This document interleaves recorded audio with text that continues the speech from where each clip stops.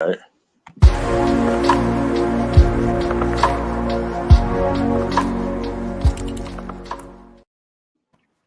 Hey, hello everyone. Welcome to another show of Heavy Hitters. I'm your host, Michael Grady. I have the legendary Gary Smoot to my right. Yeah, that's Smoot Talk. Go ahead and give him a little bit of your introduction there, Mr. Gary Smoot. Yeah, hello everybody. For those that don't know, my name is Gary Smoot. Okay, my bad. My name is Gary Smoot. I've got my own podcast. It's entitled Smoot Talk. If you want to see it, I'm on IG, Instagram is Smoot Talk 1. On Facebook is Smoot Talk, or on YouTube, you can also see us on Smoot Talk, Truth Without Restraint. On my podcast, I cover all kinds of current events from politics to religion, many things. Please check me out. We even got Michael Grady. He comes through and makes a cameo from time to time. So yeah, come like, come subscribe, come follow. I appreciate it, Yeah, no doubt. I appreciate that, Gary, man. Thanks for the introduction. It was long as hell, but appreciate it. Yeah, but everybody, the topic of today's show is the top 5 drug lords of all time. I'm going to elaborate on this when I say the top 5 drug lords of all time, because I want to talk about why does the drug lords have a major influence on the hip hop game. So if you want to inquire about this, I have a telephone number down at the bottom. The telephone number is 919-922-8614. We're going to talk about this because I feel like it's something that needs to be addressed, because a lot of people take into consideration that, rappers are major influence to people, but who is the influence to these rappers? And like some of these rappers actually put these drug lords in they lyrics, and we're not even thinking about the fact that these are notorious and dangerous criminals. Okay, so if we let our kids listen to these type of rap artists that see a drug lord as an icon, what type of message are we sending for them? So today we're gonna get on topic, man. Gary, you ready? I'm ready. I've been ready. Yeah, let's work, man.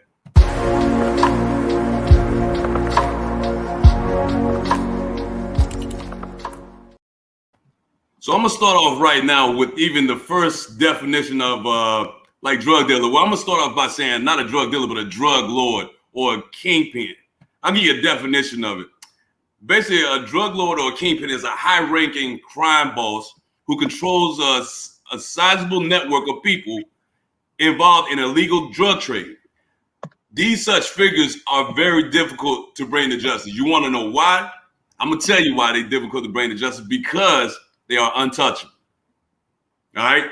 Untouchable. I know you see some of these drug lords on the movies like Scarface, American Gangster, the guys from Goodfellas, all the mobsters in Goodfellas. Like, those guys was untouchable. Like, you couldn't even fuck with them. If you mess with them, you're going to be dead in like 30 seconds. All right? But the whole thing is, like, I'm tapping on to something deeper than that, because truth be told, I know Gary's a hip hop fan. I'm a hip hop fan. And it was just dawning. I was thinking about it, and I was like, like my kids listen to, hip hop, and I'm thinking to myself, like, they talk about a lot of things nowadays. They talk about, drugs, women, sex, money, all that. And all that is affiliated with, the drug game. Am I right or wrong, Gary? Yeah, you're right. You spin facts. So my thing is, like, and then, like I said earlier in the introduction, I was like, well, you know what? Some of these people, some of our, our kids and stuff, they sit here and they idolize these guys and stuff. And I'm like, man, listen, if I'm gonna sit here and I'm gonna talk about somebody like Pablo Escobar, prime example, Pablo Escobar was a man amongst men, though. Like, this dude was clearly untouchable. You know what I'm saying? Pablo Escobar, for y'all don't know, I know this is a cheesy picture of him, but he looked like John Belushi on this picture right here. But this dude right here, man, this dude was real business, man. Mm-hmm. I mean, he had people like Griselda Blanco working under him. And if you don't know who Griselda Blanco is, check out her movie with Catherine Zeta-Jones. That movie is the shit. Real shit. I ain't seen it. Is Catherine Zeta-Jones playing? She's playing Griselda Blanco. Oh, okay. You know what? And as a matter of fact, hold on, my people. Oh, I think I got a third member backstage. Hey, coming live and direct on Heavy Hitters, we got Mr. Shaft May. Damn, Shaft, where you coming from, Shaft? Newburgh, North Carolina. Now, speak your shit, Shaft. I was just giving him an introduction, man. Hey, yo, I'm glad you came on. I'm glad you came on because, for real, you kind of play hand-to-hand with this because I know you into hip-hop, and I know you spit a couple bars back in the day. Oh, yeah. You know what I'm saying? So, yo, but the topic is, though, Shaft, we talking about me and my man Gary. This is my man Gary, Shaft.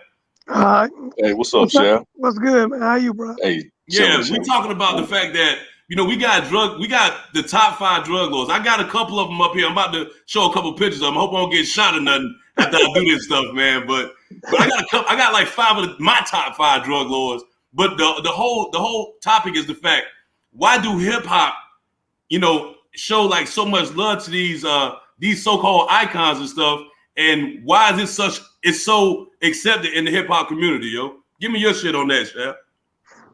They idolize the guys, man. Money, the women, the property. It's what they idolize. Hey, Facts. coming from the hood, you ain't got a whole lot to look up to, bro. Facts. You know what I mean? Yeah, so I mean, I feel like, even like I said, you said people from the hood, they ain't got nothing to idolize, and most people from the hood, you know, they don't got a mother, they don't got a father, they can't have both of them. So what they gonna go to? They gonna go to the street. That's You know right. what I'm saying? That's right.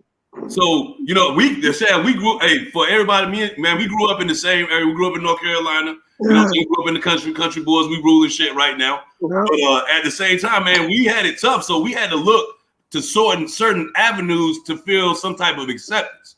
You know what I'm saying? So, like, I've been around my family. My family, you know, dealt with the drug game. I'm not gonna lie. You know what I'm saying? I've seen some stuff. You know, I've seen a lot of bloodshed. I've seen a lot of tragedy. You know what I'm saying? But at the end of the day, man, like Shaq was saying, like, that is like accepted, man, because when you feel like you lost, you have to go somewhere where you can be accepted. That's right, man. You know what I'm saying? So Gary, how you feel about that too, though? Because I mean, I don't know if you was witnessing any type of activity as far as any drug related activity, but I know you as a hip hop head. How do you feel about this whole topic as far as the hip hop, you know, giving these drug lords, you know, they props or whatnot on their tracks? Yeah. Of course, I'm gonna go ahead and co-sign what Shaft said. Of course, it's nothing but idolizing what you want to be or what you've seen. So, of course, you know, if I'm gonna come up in the rap game and I don't have any type of identity of my own, of course, I'm gonna latch onto something that I'm familiar with that'll give me some kind of notoriety. So, you know, of course, a lot of rappers, they'll take a big, you know, drug kingpins names, or just like the Hot Boys. Like, you know, in Louisiana, that was a very, very notarized, like a gang crime unit in New Orleans.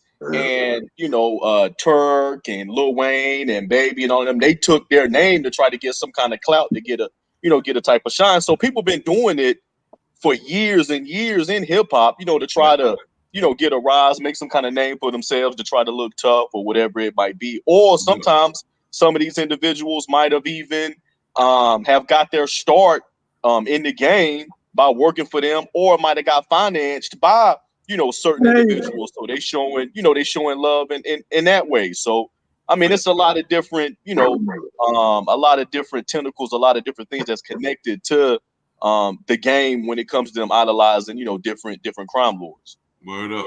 Nah, and it's funny you say that though, Gary, because one of the persons that, you know, is in my top 5, I know y'all know who this is. You know what I'm saying? This dude right here, straight up, beast. That is Kenneth Supreme McGriff. When you was talking about how some of these drug lords funded, you know, hip hop artists, you know, he basically funded Murder Inc. Okay. See, I didn't know that. Yeah, see, he funded. Shaft, you knew that. I know you knew that, Shaft. Oh Yeah, he basically funded Murder Inc., bro. So, you know what I'm saying? Like, and it's even speculated that he had something to do with 50 Cent getting shot. Oh, wow. You know what I'm saying? Is that why 50 Cent, I guess, might have had a little bit more, it was more personal with him and Ja and Irv Gotti? Yes. I mean, that's obvious though. You know what I'm saying? Because this dude literally put a hit on that man's head though. You know what I'm saying? Literally put a hit on this. And for people that don't know, the real 50 Cent, the little short midget 50 Cent drug lord, You know what I'm saying? Nobody didn't know that shit. Dude, he was a beast. He was like probably like 5. He was like what, 5'3"? Midget stick-up kid, bro. But he was. I know it was a bad dude though. Yeah, he was a bad dude. Exactly. So fifth, and then these artists taking drug lord's name. Look at Rick Ross. Yeah. We just talked about this the other day. Rick Ross took Ricky Donnell Ross name. Yeah. Freeway Ricky Ross. Yeah, Freeway Ricky Ross. So he took his name and he tried to take him to court. Yeah. This joker right here looking like Kurt Franklin, trying to take my man to court, yo. Yeah. This dude trying to take Ricky Rose to court and tell him to change his name. They threw that shit out. Dude, this guy doesn't have any cred, yo. This dude was on the West Coast running all types of networks on the East Coast. Yep. You know what I'm saying? So, and like I'm gonna get back on the topic, but like I said, these artists, man, they really even Benny the Butcher, Conway the Machine, West Side Gun, them jokers named their record label after Griselda Blanco, yo. Yep. You know what I'm saying? So I'm like, yo, these guys is like, I mean, don't get me wrong, I love their music, but what message are you really sending out when you condoning, you know what I'm saying? Like, but I can't take away from it because, like Shav said, that's pretty much all they knew, though. You know what I'm saying? So it's like an automatic acceptance, bro. But at the same time, it doesn't make it right, though. Nah, a lot of those guys feed the hood, man. Facts. When they get rich in the hood, they feed the hood. You know what I mean? Look out for the hood. That's why they get so much love. Right. Well, we seen that with Nip. We saw that with Nip, and what happened to Nip? Hey, Mike, man, you know a lot of dudes that fed the hood. Facts. You know, can't make no names, but you know, it is what it is. It is what it is, though. But like even like you were saying, like, yeah, I know some dudes that kept it a buck in the streets. You know what I'm saying? But at the same time, I'm talking about these jokers right here. Like I mean, dude, let me ask you this though. Do y'all honestly believe Jay-Z was a major drug dealer, yo? Nah. I do. Come on, Chad. You really believe that? Yeah, man. Look at his boys. Look at the boys behind the scenes. You got a couple. He got my man. What's my man name? Just got out. He got out like 3 years ago. What, for Rockefeller? Yeah, he was a major figure, but. Oh, I know who you're talking about. Yeah, I know who you're talking about. Yeah. You never think about it. How many times you ever seen Kareem Biggs' face? Think about it. Yes, that's straight up. He kept a low profile. Exactly. Yeah, no doubt. They were getting money. I mean, there wasn't no King Supreme or no freeways, but they were getting money. Mm-hmm. Right.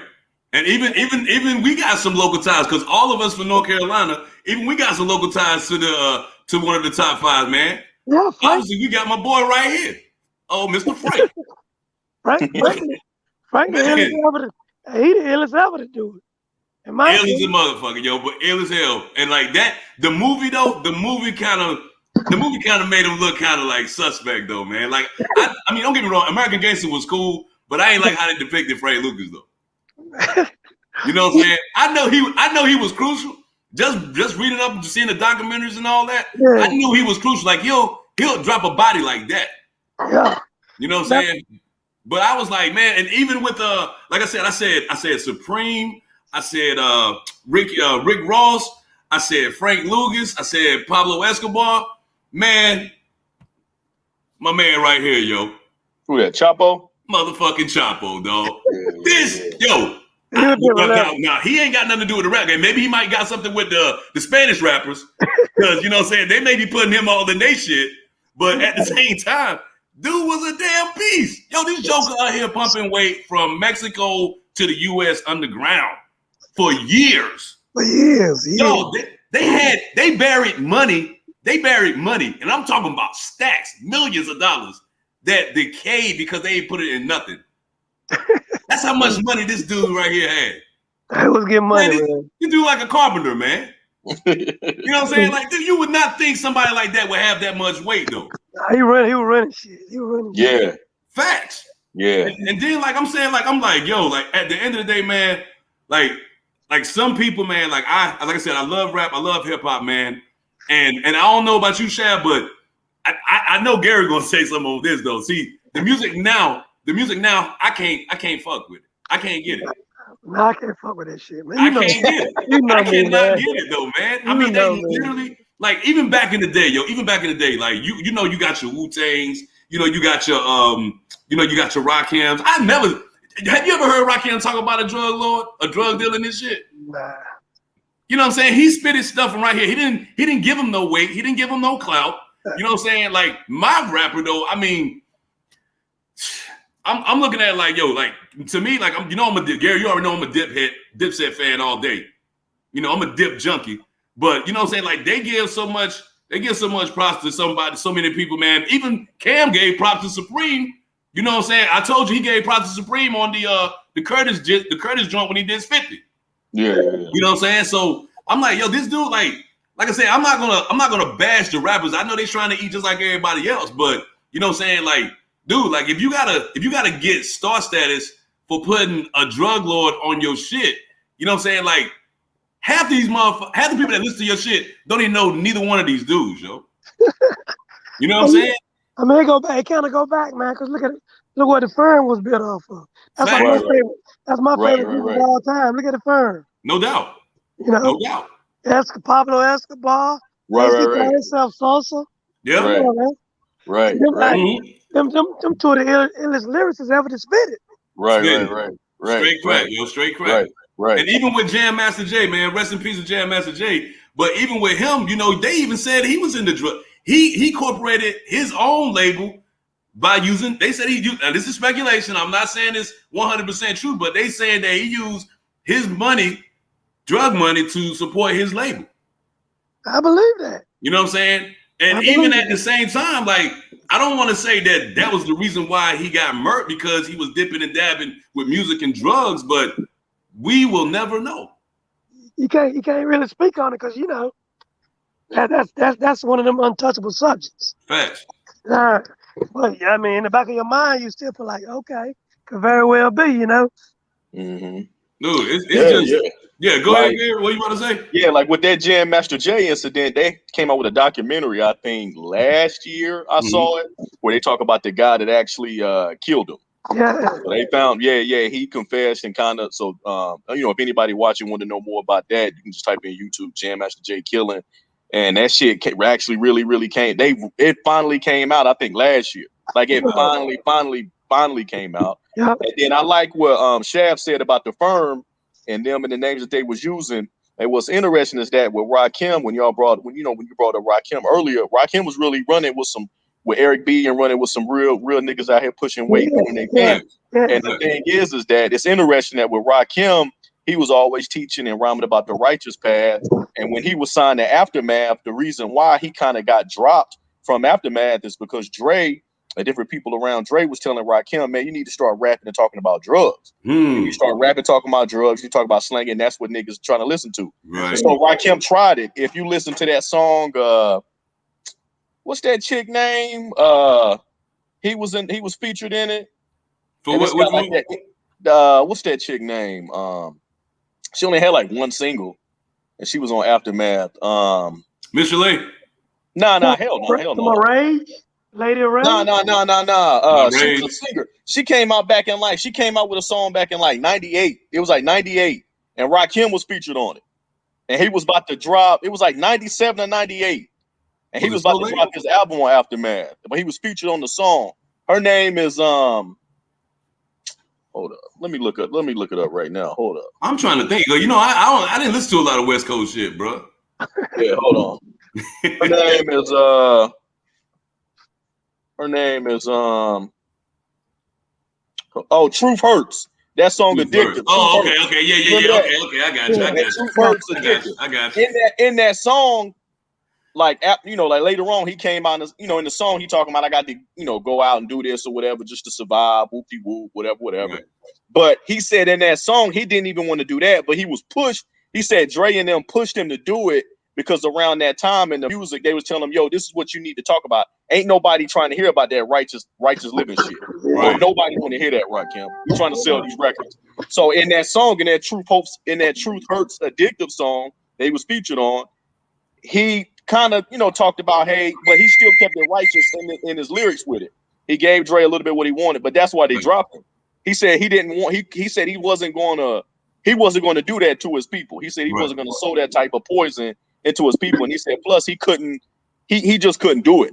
Right. He couldn't do it. I saw an interview about that last week or whatever. He was talking about it. Mm-hmm. He was like, "Yo, that's why they asked him what happened with you and Dre. What happened to you in Aftermath? Because that Aftermath deal, that was supposed to be, man, that was supposed to be major, major." Yeah. And then he got dropped. And then you didn't hear nothing else for like years. Wow. Yeah, you didn't. Yeah, he talked about he couldn't do it. He couldn't rhyme about that. So he didn't want to talk about that. He didn't want to glorify that. And Rakim is a Muslim, man. He ain't gonna go against that shit, man. That's the whole point right there. Yeah, facts. If y'all vaguely remember him and Eric B broke up for a minute. Yeah, that's true. Right. Yeah, they broke up for a while. Right. Well, no, they just came back together recently. Recently. Yeah, sure did. Yeah. Oh, did they? Yeah, they had. They was beefing for a minute. They didn't unite though. They were even doing the shit with Kanye, him and KRS-One and all that shit. Eric B and Rakim wasn't speaking. Right. You're right. You remember the song with Kanye produced with Nas? Yeah. Classic material. Yeah. The boys weren't speaking then. Mm-hmm. Dang. So man, they just now got back together. You said what? Like 5 years ago, maybe. Dang. Yeah, so man, like that's the thing that I'm talking about, man. Like now it's kind of like starting to set in, man, because like I said, it's like with these artists, like I said, I don't knock the fact that because they talented, you know what I'm saying? I'm not knocking what the gift that they got, man, but overall, man, like I'm saying, like you can't get caught up in the negativity. You know what I'm saying? And like, even with Jay, like you said, Shaq, even with Jay may have dipped and dabbed in it, and like you said, he had some people on the low. You know what I'm saying? But you will never see their faces. That's right. You know what I'm saying? Like some of these people, you look at them now, you look at some of these guys now, they got these goons around them. You know they dipping and dabbing in the streets. Oh, yeah. You know what I'm saying? That's why everybody getting shot right steady. Yeah, yo. You know what I'm saying? Look at old boy, rest in peace, Pop Smoke, though. Like, even when he got killed, like, I'm pretty sure he was dipping and dabbing in the streets. The way he got murdered, though, like I said, man. Like, a young dude, man. That mother like 15 to kill him. Yeah, man. the young dude. They killed him in the shower. Yeah. He was in the shower, bro. And they killed him. See, that's crazy. And like I said, you live by the street, you can die by the street. Well, you got. I'm gonna give y'all some more words for I did. Think about Atlanta hip hop, man. Think about trap music. All that shit came from Big Meech, man. Oh, bad. That's it. Spit that shit, Shaq. All that shit came from Big Meech. Yeah, all the niggas want to be Meech. They don't know who that is, yo. People don't know who that is. Tell them who that is, though. Meech actually from Detroit, him and his brother. They moved to Atlanta getting money, you know what I mean? Mm-hmm. When they moved to Atlanta, them motherfuckers were getting millions and millions and millions. Yeah. You know, they was stunting. And that's where that trap shit came from in Atlanta. Right. Wow, yo. Because he put them on, though. Didn't he put them on? Who he put on? I know he put a lot of jokers on right now. He put a lot of jokers on, but he real disappointed in a lot of them motherfuckers right now, too. Right. Yes. And just because these jokers in jail, man, they still have clout. They still running shit. Yeah, they still running. Yeah. Dude, Supreme is 60 years old, yo. This joker's 60 years old. He still got ties into the in the rap game. That's right. Major ties. Motherfuckers gonna look out for him as long as they live. Facts. Right. You know, you got money. If your face ever been good in the street, you good when you get out. Right. You know, like only thing you know is how to make money. That's right. That's all they do. They know they natural born hustlers. Right. Natural born hustlers. And like I said, at the end of the day, I'm not knocking nobody for their hustle by any means, yo. You got to do what you got to do to eat. Fucking do it. You know what I'm saying? Big fact. But like I said, with the whole when the whole crack era got introduced, I think it got introduced in the late 80s, early 90s and shit. Like I said, we don't know. The only people we knew back in the day for us on the hip hop level that may have been dipping and dabbing in that shit was the NWAs. You know what I'm saying? The Run DMCs. You know what I'm saying? Like them are like the only people I could like Cool G Rap. Cool G Rap. Cool G Rap, definitely, yeah. Cool G Rap. Yeah, Cool G Rap. He said that shit all the way off. Cool G Rap. That nigga, he was, man. That's still like my favorite, dude. Yeah, That brother said Coochie Rat. Coochie Rat had all that gold, man. There ain't no way in hell he wasn't different. You know, I mean, think about lyrically challenging this dude, man. Yeah. That's impossible, man. Yeah. And Nas stole his whole style. The whole style. But I mean, people say you gotta get Nas prop. But like you say, his wordplay, even rhyme scheme. That shit came from Cool G. Right. Wow, yo. Right. Because I was looking at a joint. The other day, man, with K Solo. And he was talking about K Solo was talking about, because K Solo been in the game for a minute, yo. But y'all don't know, he been in the game for a minute. But he was talking about, he had some riff. I think he had some riff with. It was another artist. It was another artist he had some beef with. I just saw that joint too. Was it I'm trying to think who it was. Was it DMX? Keith Murray? No, it was DMX. DMX, okay. DMX. He had some riff with DMX, yo. And like I said, he ain't go into detail about the shit, but the whole I'm guessing like it was something. It couldn't have been nothing. It couldn't have been nothing about music though. It's had to be something major. You know what I'm saying? It had to be something major. But, right. So I'm like, damn, dude. I'm listening to this stuff. I'm like, like even some people, like, we don't know what these jokers be doing in the game, man. Like when I'm thinking, if you're gonna automatically think that these jokers is having beef over lyrics, you're sadly mistaken, yo. Yeah. It's way deeper than lyrics, man. It's way deeper than lyrics. And like I said, I feel like it's either dealing with two things, either money or drugs, yo. Money or drugs. And I'm looking at like, even like I said, even though I don't know what's going on behind the scenes and stuff like that, but I'm not stupid. You know what I'm saying? I can pretty much, paint a picture on why these feelings is going the way they're going in the hip hop industry.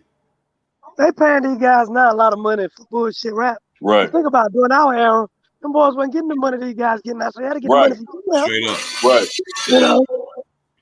Right. I mean, look at the Red Man. Red Man, he wasn't getting money like that back then. Right. Yeah, you're right.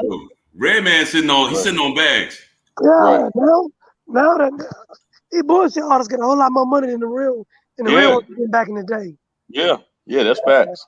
Yeah, that's facts. That's facts. Yeah, so I'm like kind of getting back on the topic as far as what we was talking about, but it's important for people to know though, man. Like these guys right here, man. These guys are not like, to me. This is just my honest opinion. These guys are not like your average day role model. Okay, hell no. They're not your average day role model. These guys are dangerous, notorious, and powerful, all for the wrong reasons. Right? So when you hear like an artist, when you sit there and hear an artist, I ain't gonna lie, man. When I heard some shit, I was like, the bars sounded good as shit though. I ain't gonna lie. But then I'm like, damn, I got my kid listening to this joint, and I'm like, damn, and I got little ones too though. So I'm letting them listen to the joint I listen to. I'm like, man, damn, yo, do I really want these jokers to know who Kenneth McGriff is, or do I really want them to know who Frank Lucas is, or Pablo Escobar or Ricky Rose? Like, I don't want them to know who this dude is, man, because they're gonna be like, they already easily influenced, yo. Already easily influenced by everything that's going on right now, video games, like the latest fashion right now. Like, they easily drawn into that. See, me, I'm not though. Nah, see, and that's why you gotta explain when you listen to your music. It's pretty much you gotta have to explain, because they got some. I mean, nowadays it ain't even about the drug dealing. These motherfuckers is talking about sipping lean and that's drug users. Right. Right. They users. They junkies. So either way, you fucking up if you listen to I'd rather listen to back in the day about us than fucking you. Right. Yo, you be having these jokers out here being like damn Eddie Kane out this motherfucker, man. Yeah. Like this, I wish that raindrops would. Well, y'all made them jokers being like that, man. Exactly. About my popping perks and going berserk. Hell no. Right. Pop a perk and go berserk. Fuck around and be like my man right here, though, man. You might be like my man right there, yo. Skied up, man. Yeah, that shit. That's skied up Pretty Ricky right there, yo. Skied up Pretty Ricky. That shit graduated to something else. Right. Motherfucker, baby, snort on me. That's him right there. That's the inspiration, though, bro. But yeah, man, Because at the same time, man, like I feel like, okay, let me ask y'all this then. So overall, man, if you really had to tell like your favorite artist right now, if it came down to it, if they said, listen, this is what sells my music. If you came to him, if say you was a reporter, you was giving him an interview, right? And it came down to it to where you say, like, if they say, well, this is what sells my music, this is what gets me paid, what reply would you give back to him to try to make him, correct his style? Damn, that's a hard one, bro. That's a hard one. I don't think you can. I mean, that's honestly a hard one. That's a hard one, Mike. Right. What you think, Smooth? I tell them, get it how you get it. Because at the end of the day, like I'm responsible. Of course, they're gonna say it's art and it's entertainment. It's art and it's entertainment. And I know, just like when Tupac, way back in the day, this white boy went and shot and killed somebody, and then he tried to blame it on Tupac, saying he listened to Me Against the World. He listened to Me Against the World, and by listening to it, it made him shoot and kill the person. Wow. And Tupac was like, what that got to do with me? Like, I never put no gun in his hand. Like, I never told nobody to kill nobody.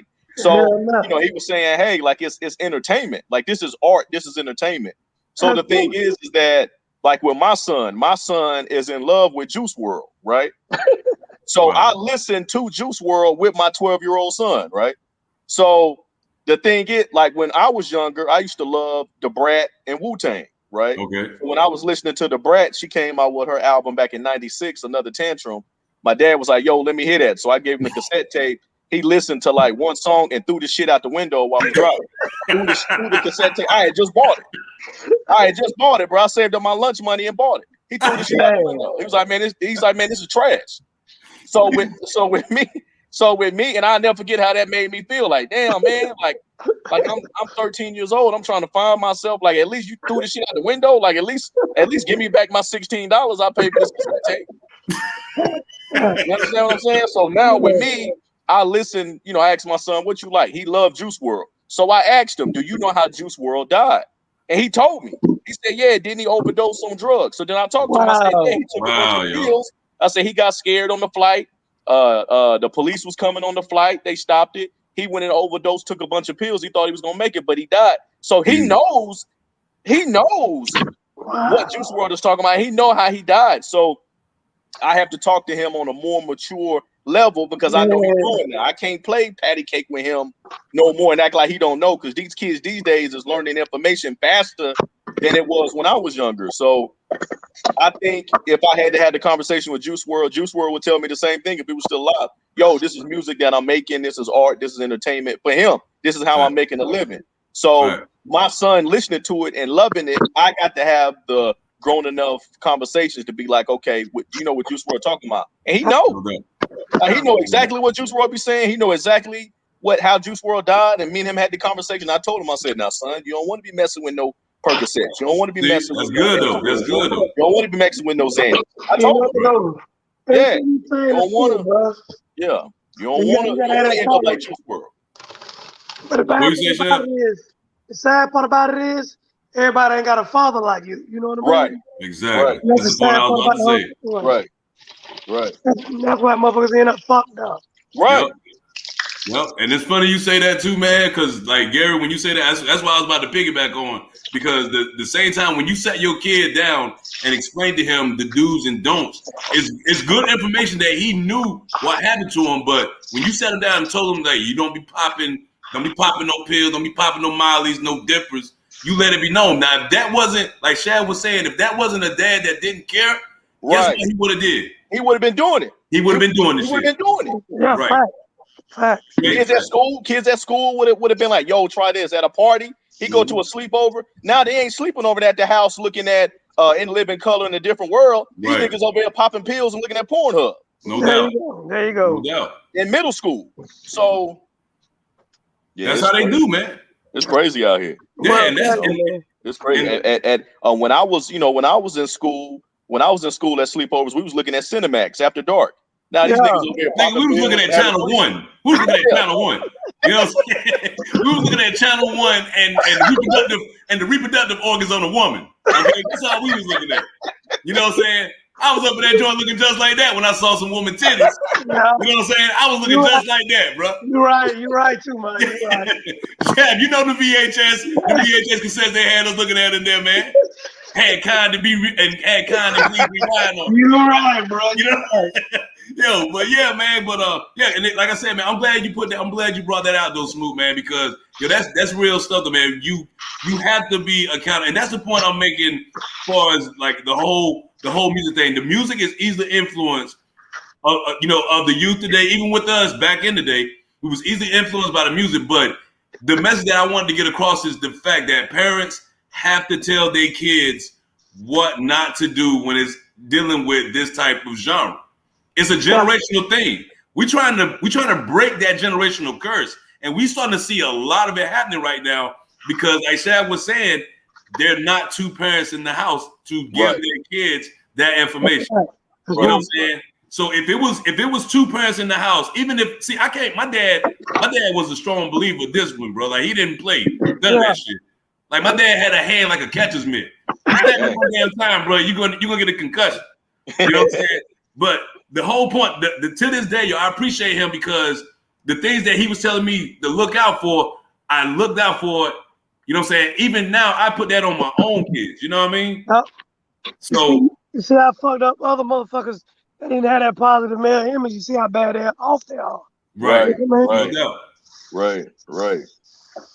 You know what I'm saying? We came up in chicken coops and all that, Shad. We came up with all that stuff, yo. Yep. So we know how it is, you know what I mean? Like we had that structure, yo. We had, you know what I'm saying? We had people that actually cared about our well-being, man. That's right. That's what family was, family, bro.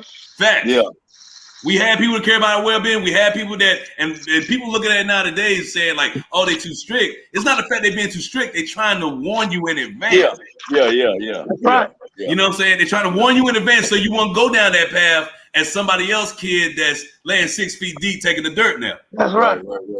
Right. You know what I mean?